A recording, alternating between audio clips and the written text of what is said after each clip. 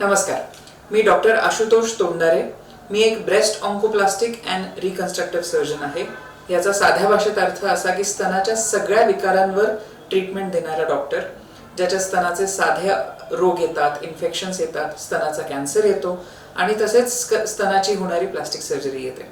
Me MGM medical college and hospital येथे कार्यरत आहे आणि आज मला हे सांगायला खूप आनंद होतो की MGM मेडिकल कॉलेज आणि ट्युलिप ब्रेस्ट सेंटर यांच्या वतीने आम्ही राज्यस्तरावर एक ट्युलिकॉन 2025 या नावाने एक कॉन्फरन्स घेत आहोत. हे कॉन्फरन्स डॉक्टर अरुणा शाह कराड, ज्यांनी ट्युलिप ब्रेस्ट सेंटर याची स्थापना केली, त्यांच्या मार्गदर्शनाखाली होत आहे.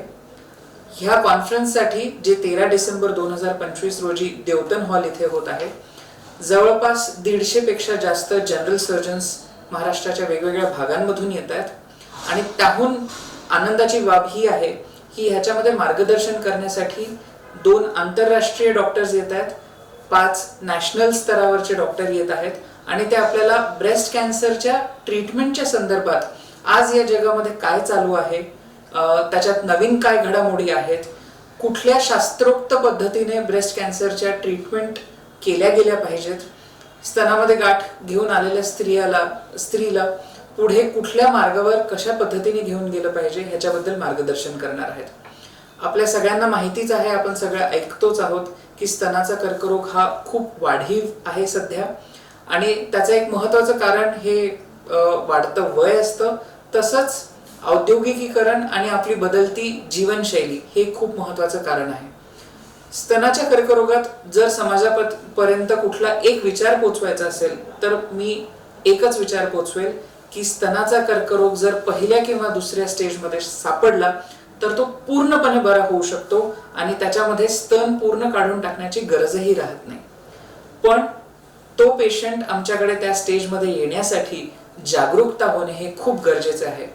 खूप वेगवेगळ्या कारणांमुळे स्त्रिया डॉक्टरांकडे उशिरा येतात, 3ऱ्या किंवा 4थ्या स्टेजमध्ये पोहोचतात आणि मग डॉक्टरांकडे करण्यासारखं खूप हातात राहत नाही.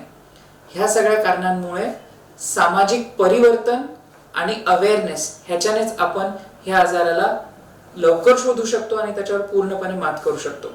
ह्या सगळ्या विचारांना एकत्र घेऊन डॉक्टर प्रवीण सूर्यवंशी सरांच्या अखंड मार्गदर्शनाखाली आम्ही ह्या प्रोजेक्टची मागच्या 6 महिने झाले तयारी करतोय आणि 13 डिसेंबरला ह्याचं एक पूर्ण स्वरूप आमच्या डोळ्यासमोर येणार आहे.